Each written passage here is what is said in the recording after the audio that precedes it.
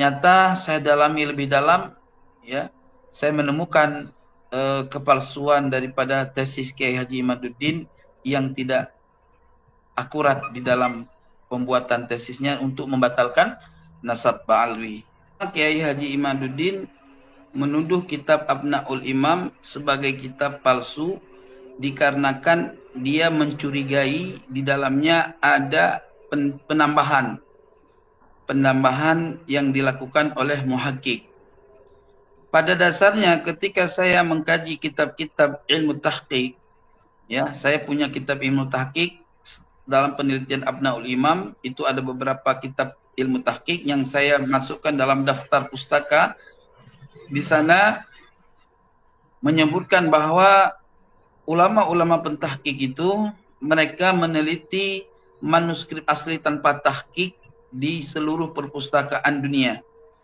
Artinya, ketika seorang muhakkik sudah meneliti dari seluruh perpustakaan dunia, lalu dia mengomentari apa yang dia tahqiq, artinya itu Kiai Haji Imad tidak bisa menuduh kitab itu sebagai kitab yang maudhu'ah, ya, sebagai kitab yang tidak bisa diambil pegangan di dalam sebuah referensi, ya. Ya. Kenapa? Karena Kiai Haji Imad bukan seorang peneliti, karena dia berdasarkan asumsi dia di dalam membaca Muqaddimah Tahqiq. Maka oleh sebab itu, jikalau dia adalah berani menunjukkan bukti dan memang seorang peneliti, maka wajib atas Imaduddin, atas Kiai Haji Imaduddin untuk membuktikan manuskrip asli tanpa tahqiq Abnaul Imam sebagai perbandingan dari kitab Abnaul Imam yang matbu'ah, yang sudah dicetak, yang beredar saat ini. Bila mana dia tidak mampu menghadirkan kitab manuskrip asli tanpa tahqiq karangan Imam Abdul Muammar Yahya ibnu Toba, maka tuduhan dia tidak bisa berlaku di dalam kajian ilmiah. Kenapa? Karena setiap tuduhan sesuatu tanpa syawahid itu batil. Begitu tuan-tuan yang dirahmati oleh Allah. Maka oleh sebab itu kitab Abnaul Imam tetap memiliki kekuatan dalam menjadikan kitab tersebut sebagai referensi. Bahwa Tengku Qori sekarang ini kembali untuk mempermasalahkan kitab Abnaul Imam. Karena memang jika kajiannya adalah kajian historis, kajian adalah kajian naskah, maka Ba'lawi ini tidak mungkin lagi bisa ditolong kecuali hanya dengan narasi-narasi falasi, dengan adanya manipulasi data dan sebagainya. Nah, kitab Abnaul Imam ini termasuk dalam kategori beberapa manipulasi data yang telah dilakukan Ba'lawi. Jadi ada yang namanya disebut dalam istilah ilmu sastra Arab itu disebut dengan kitabatun manhulah. Jadi tulisan-tulisan yang palsu, yaitu nisbatul kitabah ila ghairi katibihi li gharadin. Jadi adanya sebuah tulisan yang dinisbatkan kepada bukan penulisnya li gharadin untuk suatu tujuan.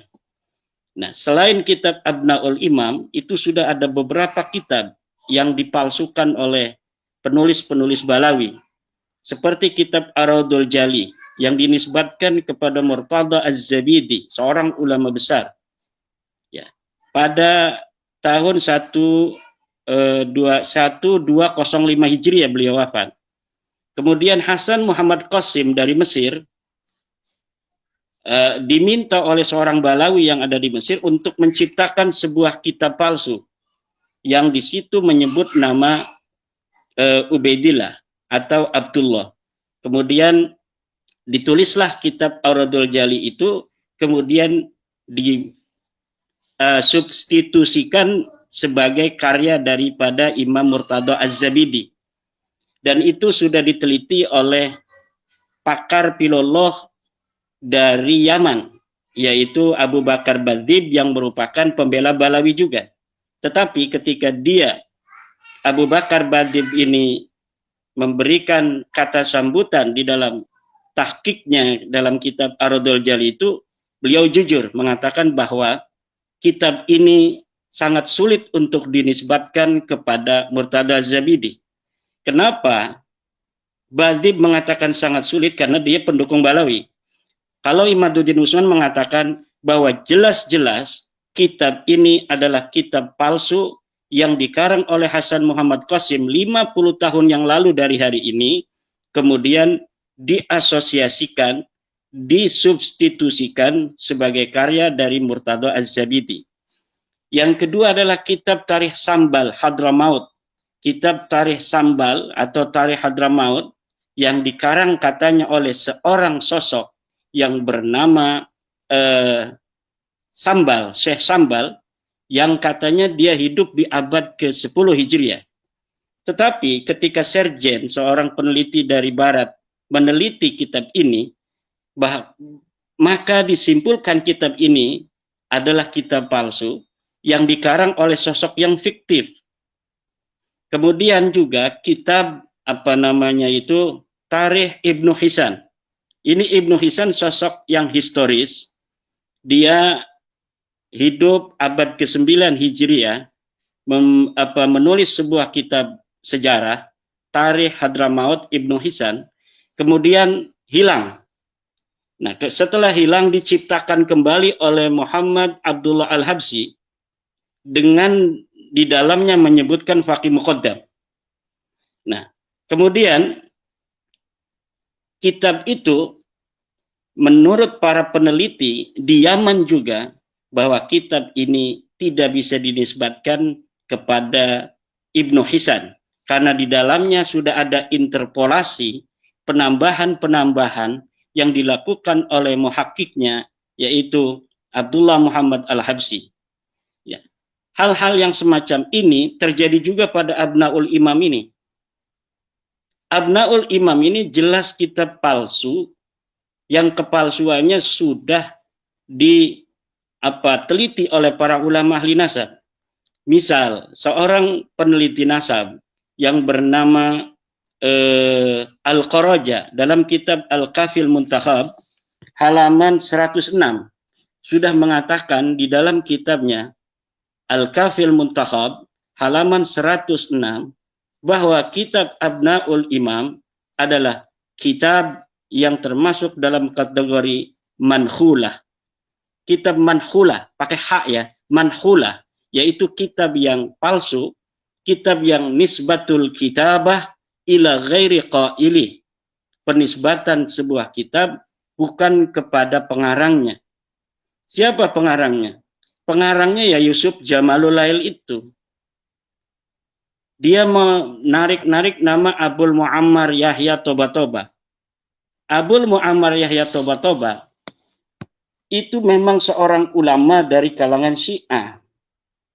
Dia mempunyai kitab yang namanya Syarhul Lumah Ibnul Jinni. Tetapi tidak mempunyai kitab yang namanya Abnaul Imam fi Misr wa Syam. Dari mana keterangan itu? Silahkan buka kitab Al-Kuna wal Alqab karya Syekh Abbas Al-Qummi juz 2 halaman 133. Kemudian buka juga kitab Mu'jamul Mu'allifin Umar Ridha Kahalah juz 13 halaman 226. Buka juga kitab ketiga Hadiyatul Arifin juz 2 halaman 519. Keempat, buka juga kitab Al-A'lam juz 8 halaman 164. Di dalam kitab-kitab yang saya sebutkan tadi, biografi dari seorang Abul Muammar Yahya itu lengkap. Dia punya kitab apa, dia hidup kapan, kemudian punyakah dia kitab yang bernama Abnaul Imam? Tidak ada. Tidak ada berita seorang Abul Muammar Yahya bin Toba-Toba mempunyai kitab yang bernama Kitab Abnaul Imam fi Misr wa Syam. Nah, kalau misalnya pembela Balawi ingin menjadikan Abnaul Imam ini menjadi salah satu maraji', maka silahkan buktikan bahwa kitab Abnaul Imam ini memang dikarang oleh Abul Muammar. Mana manuskrip aslinya yang di mana di situ dikatakan Abul Muammar adalah sebagai penulis kitab ini? Tidak ada. Di dalam versi cetak kitab Abnaul Imam, memang itu diberikan beberapa lembar contoh-contoh bahwa manuskripnya ada dipegang oleh pentahkik. Dan ini contoh-contoh manuskripnya. Diberikan 2 lembar atau 3 lembar. Tetapi saya melihat cara menulisnya itu cara menulis yang baru. Walaupun dia legok-legokan seperti gaya khot-khot dari masa lalu. Kenapa? Karena memang praktik-praktik manipulatif dari kaum Ba'alawi ini, algoritmanya ini saya sudah tahu. Dari versi pentahkikan, dari bagaimana kitab-kitab manuskrip yang tidak dicetak, kemudian dijadikan maraji dalam perdebatan, hanya nama, ada yang seperti itu. Ada juga manuskrip yang diberikan kepada halayak, seperti manuskrip Al-Jawharus Safaf karya Al-Khatib. Nah, tetapi sebelumnya mereka itu harus memalsukan sebuah kitab masa lalu, seorang ulama terkenal, Qiladatun Nahar misalnya. Kemudian Qiladatun Nahar ini banyak mengutip kitab Al-Jawharus Safaf ini. Seakan-akan kitab Al-Jawharus Safaf karya Al-Khatib betul-betul pernah ada di masa lalu. Nah, jadi praktik-praktik manipulatif semacam itu, algoritmanya sudah nyata, terang benderang. Bahkan seorang Ba'dzib yang hari ini masih hidup, kalau misalnya Ba'lawi itu betul-betul mau membuktikan kebenaran nasabnya berdasarkan kebenaran, maka seorang Ba'dzib yang sering datang ke Indonesia itu akan dipakai oleh Rabita Alawiyah untuk melawan saya. Dan saya yakin Ba'dzib tidak mau. Karena Ba'dzib lah yang mengatakan Salim bin Jindan ini terkena penyakit melankolia, yang mengarang beberapa kitab-kitab yang diasosiasikan sebagai karangan abad ke-7 Hijriah oleh Ali bin Jadid, kitab Nasab, kitab Hadis, Al-Arba'un, kitab Al-Mawahib gitu. Tetapi ditulis oleh Salim bin Jindan. Kemudian diasosiasikan ulama masa lalu, tetapi kitab-kitab ini belum dicetak. Tetapi Rumel Abbas telah memberikan beberapa fotonya ketika di Rabita Alwiyah itu.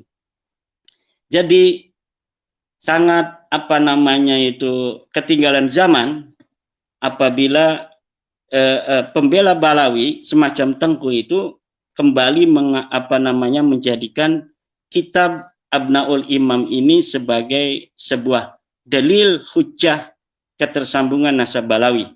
Karena jelas kitab ini kitab manhulah. Lihat di dalam kitab Al-Kafil Muntakhab, Al-Qaraja telah mengatakan kitab Abnaul Imam ini manhulah, kitab palsu yang diasosiasikan kepada ulama masa lalu yang dikarang di hari ini oleh Yusuf Jamalul Lail. Yusuf Jamalul Lail ini di Riyadh adanya. Dia baru meninggal 3 tahun yang lalu pada bulan Ramadan. Jadi Ramadan ini sudah 3 tahun. 1443 Hijriah dia meninggal. Hari ini 1446 Hijriah. Jadi ini sudah 3 tahun. Di manakah manuskrip Abnaul Imam setelah seorang Yusuf Jamalul Lail itu wafat? Tidak akan pernah ada yang bisa untuk menunjukkannya. Kenapa?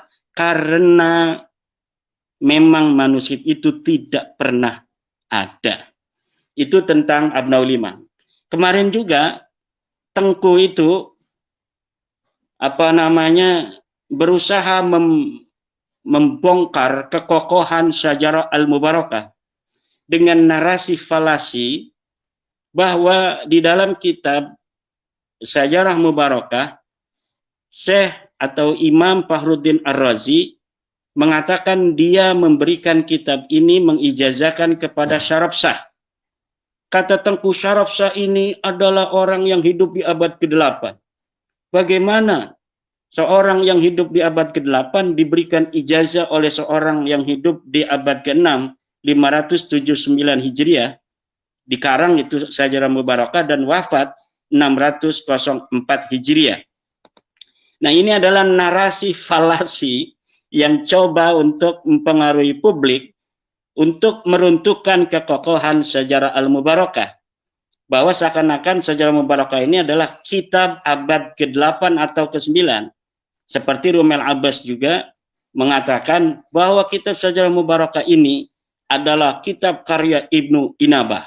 Nah, itu adalah sebuah upaya-upaya, sisa-sisa kekuatan untuk memberikan hiburan, memberi hiburan kepada Balawi dan kepada kibin-kibin Balawi itu agar mereka tidak terlalu terluka. Jadi Rumel Tengku ini mau membunuh dengan pelan-pelan gitu, jangan sek gitu mati, itu nggak lucu gitu. Maka saya sering mengatakan mereka ini orang-orang yang kejam, orang yang memberi harapan, tetapi mereka tidak menyelami psikologi manusia. Ketika seorang istri diiming-imingi akan diberikan kalung gitu, kemudian ketika menagih diomong lagi, insya Allah sebentar lagi abang ini bisnisnya mau meledak, sebentar lagi pada suka ini akan dapat hadiah 500 juta, nanti kita akan belikan. Nah, terus saja begitu sampai harapan tidak pernah mati, tetapi selalu sedih karena setiap malam membayangkan kalung itu akan tiba. Begitulah Ba'lawi dan kibin-kibin itu dipermainkan oleh pembela-pembela yang mencari keuntungan agar mereka bisa untuk mendapatkan donasi dan lain sebagainya, seakan-akan mau mencari sesuatu yang bisa menyelamatkan mereka yang sudah koti ini, putus ini.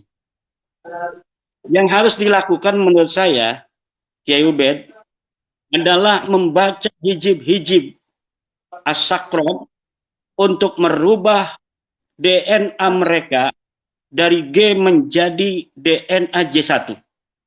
Baru itu akan menyelamatkan. Kenapa? Masa ini masa modern. Jikapun mereka sanggup untuk mencari seorang ahli pemalsu manuskrip, baik dari sisi teks maupun dari sisi media teks, kertas yang memang setelah diuji itu masa lalu, tetapi mereka tidak akan bisa untuk merubah DNA mereka. Hari ini, siapa orang yang mengaku keturunan Nabi, namun haplogrupnya bukan J1, haplogrupnya L, atau haplogrupnya adalah G, maka mustahil dia keturunan Nabi, dan siapa yang mempercayainya adalah orang-orang yang berdosa yang harus bertobat kepada Allah Subhanahu wa Ta'ala. Nah, itu. Nah, bagaimana tentang Syarabsah itu? Nah, ini saya sampai terbawa emosi. Saya ngelihat Kiai Ubed ini kan suka bersedih gitu ya. Jadi saya kebawa oleh amat dari Bani Mutamakin, sehingga saya terbawa emosi juga itu. Nah, ini tentang Syarabsah itu bagaimana? Syarabsah itu betul-betul orang yang ada di abad ke-6 Hijriah. Bagaimana saya dapat membuktikan bahwa Syarabsah yang ditulis oleh seorang yang bernama Imam Fakhruddin Ar-Razi dalam kitab Sajarah Mubarakahnya, bahwa dia adalah orang yang betul-betul hidup di abad ke-6, silakan lihat kitab Umdatul Talib Al-Kubra halaman 225. Di dalam kitab Umdatul Talib Al-Kubra itu sudah ditulis silsilah dari Syarabsah. Dia adalah keturunan Nabi Muhammad SAW yang ke-17, ke-18.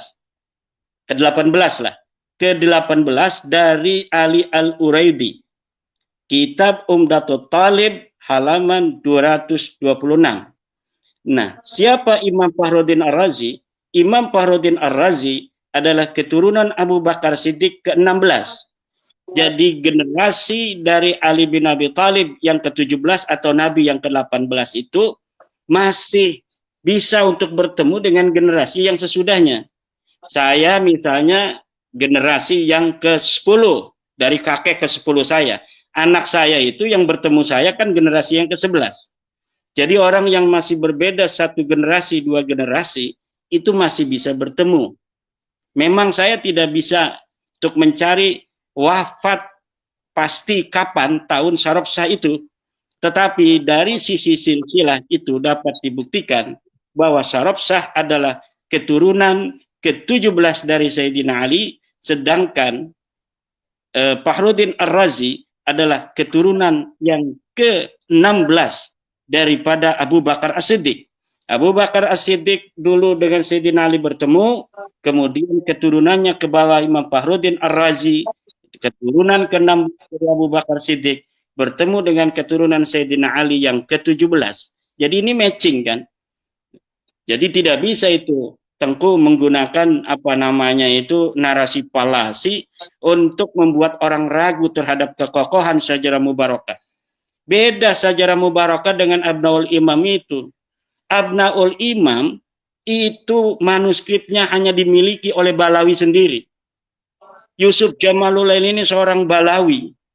Dia menemukan kitab katanya sendiri, katanya dari seorang Al-Warraq dari Aleppo, dari Halab gitu kan. Tanpa ada orang yang bisa untuk mengakses di mana kita kalau mau melihat manuskripnya. Berbeda dengan Syajarah Mubarakah, manuskripnya independen. Ada di perpustakaan Masjid Jami di Sultan yang ada di Turki. Nomornya tercatat, kapan kita bisa melihat itu tidak bayar lagi, paling kita naik kapal saja ke sana, sampai sana kita masuk, tinggal daftar, dan siapa saja bisa untuk memverifikasi betul apa tidak ada manuskrip Syajarah Mubarakah itu di Turki. Semua bisa. Kalau Abnaul Imam ini tidak bisa, karena ini kitab palsu, kitab yang betul-betul palsu. Dan saya kalau mau menulis kepalsuan-kepalsuan Balawi, kebohongan-kebohongannya, kedustaan-kedustaannya, itu mungkin tidak cukup 700 halaman seperti dalam ulama Nusantara menggugat nasab palsu. Kita membutuhkan 2000 halaman untuk memberitahu kepada masyarakat tentang bagaimana algoritma kepalsuan yang dibikin oleh Balawi dalam naskah-naskah mereka. Jadi betul-betul kalau misalnya kita ini mau apa namanya berpikir sedikit saja, mau membaca saja, kemudian memverifikasinya, baca misalnya kitab saya atau buku saya, kemudian memverifikasi sendiri. Ini omongan-omongan Kiai Imad ini betul enggak? Seperti yang tadi saya sebutkan itu. Umdatul Talib halaman 226, di situ ada nasab Syarabsah. Kemudian bisa untuk diteliti oleh kiai-kiai. Abul Muammar tidak mempunyai kitab Abnaul Imam, bisa diteliti. Silahkan buka dalam kitab Al-Kuna wal Alqab, kemudian dalam kitab Mu'jamul Mu'allifin, Hadiyatul Arifin, dalam kitab Al-A'lam Az-Zarkali, dan lain sebagainya. Bahwa Abul Muammar Toba-Toba ini betul-betul tidak mempunyai kitab Abnaul Imam fi Misra wa Syam. Ini kitab palsu, nggak ada sama sekali. Dia diambil dari ruang hampa.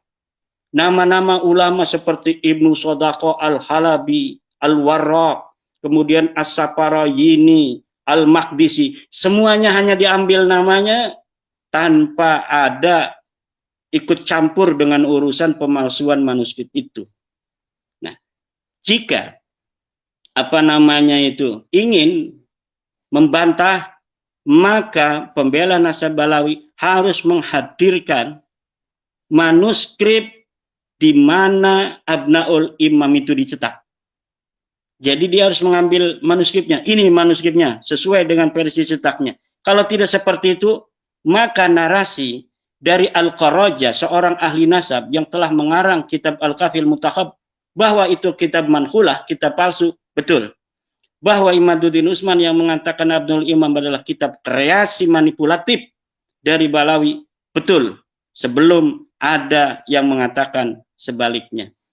Ya, demikian. Dan sebenarnya banyak sekali bagaimana kita bisa membuktikan Syajarah Mubarakah adalah kitab yang ada di abad ke-6 Hijriah, dan bahwa pengarangnya adalah seorang yang bernama Imam Fakhruddin Ar-Razi, seorang ahli sunnah wal jamaah dari madhab Syafi'i dan akidah ahli sunnah wal jamaah. Mungkin ini perlu dielaborasi oleh Kiai Dr. Ubed ini. Sementara demikian dari saya, Mas Yusuf. Dr. Ribut, terima kasih. Kemarin luar biasa ini, Dr. Ribut, untuk mengimbangi narasi palasi dari seorang Tengku Qori. Terima kasih. Iya, ini menarik tadi malam Dr. Ribut dengan Tengku Qori. Tetapi ini yang menarik tadi malam bahwa ada 102 kitab untuk merungkadkan tesisnya Kiai Imad. Ini bagaimana Kiai Imad? Dan juga Kiai Imad harus mempertanggungjawabkan mana ini manuskrip aslinya ini. Manuskrip aslinya Abnaul Imam itu Kiai Imad harus menghadirkan itu. Lah, nggak bisa dan saya menghadirkan. Dia yang mencetak dari ruang hampa, dia yang harus menghadirkan. Kita ini membaca orang yang hidup di tahun 2021 kan, itu Yusuf Jamulail itu hidupnya 2021, meninggal baru dia itu. Kemudian mengaku menemukan kitab namanya Abnaul Imam dari ruang hampa tanpa menghadirkan manuskripnya. Kemudian diasosiasikan ulama yang ada di abad ke-5 yang namanya Yahya Abul Muammar, Toba 478 Hijriah, yang harus memberikan bukti bahwa dia mencetak itu berdasarkan sebuah manuskrip itu dia, bukan saya. Mana itu Yusuf Jamulail? Kalau udah meninggal, kan dia udah meninggal, diberitakan di internet. Mungkin ada anaknya, mungkin ada muridnya. Kan Jamulail di Indonesia juga ada. Silakan itu Jamulail yang ada di Indonesia. Bel itu keluarga Yusuf Jamulail yang ada di Riyadh. Mana manuskrip Abnaul Imam? Kita serahkan, kita tunjukkan kepada Kiai Imam. Kita akan lihat bersama-sama itu manuskripnya. Saya yakin tidak ada manuskripnya, kecuali malam ini dia dengarkan saya ngomong ini, mulai ditulis itu.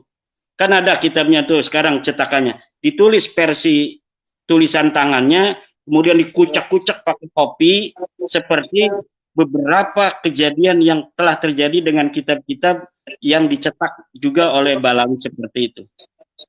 Al-Jauhar Safaf itu yang dikatakan karya Al-Khatib 850 Hijriah, itu baru ditulis manuskripnya 40 tahun yang lalu. Kemudian diasosiasikan punya Al-Khatib yang ada di 850 Hijriah meninggal. Ini juga sama. Tetapi kalau Abnaul Imam ini mereka belum punya versi tulis tangannya mereka itu. Nggak sempat kali, nggak ada yang seperti 20 tahun lalu ada yang suka nulis. Sekarang ini kan orang-orang lagi menikmati keenakan mereka sebagai cucu Nabi yang sekarang jadi mantan cucu Nabi itu. Tidak ada yang sempat nulis. Bahkan dia bayar itu ke pendukung-pendukung untuk mendukung dan lain sebagainya. Tetapi mungkin belum ada yang sempat nulis manuskrip palsu itu.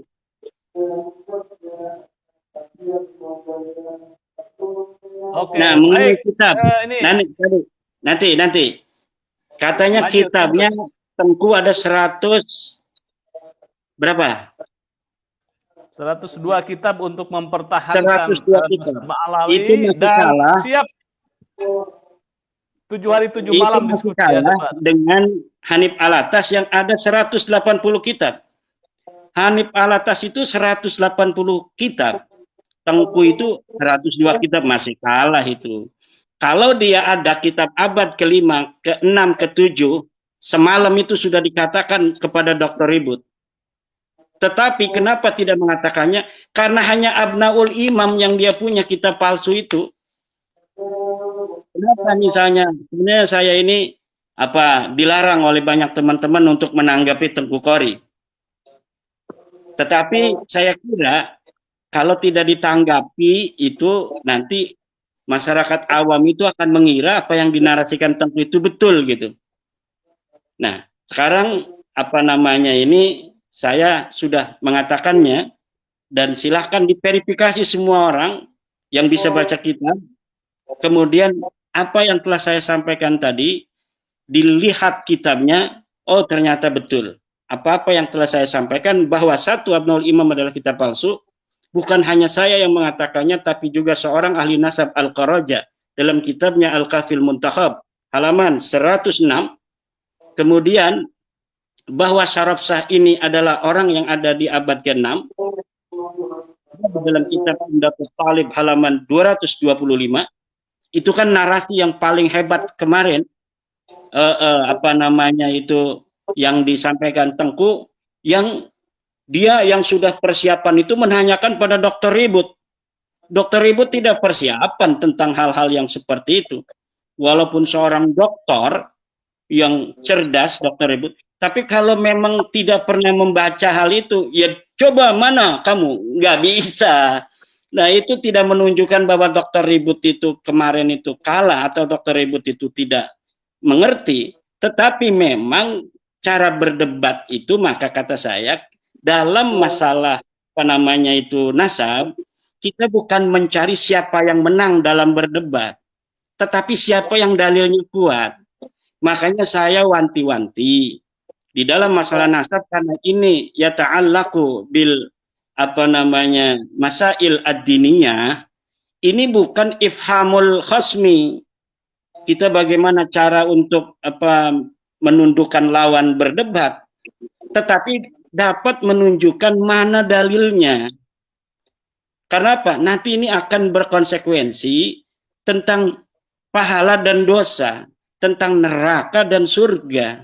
Ini jangan berani-berani kita hanya ingin bisa menang dalam sebuah forum debat, kemudian mengabaikan keilmuan itu.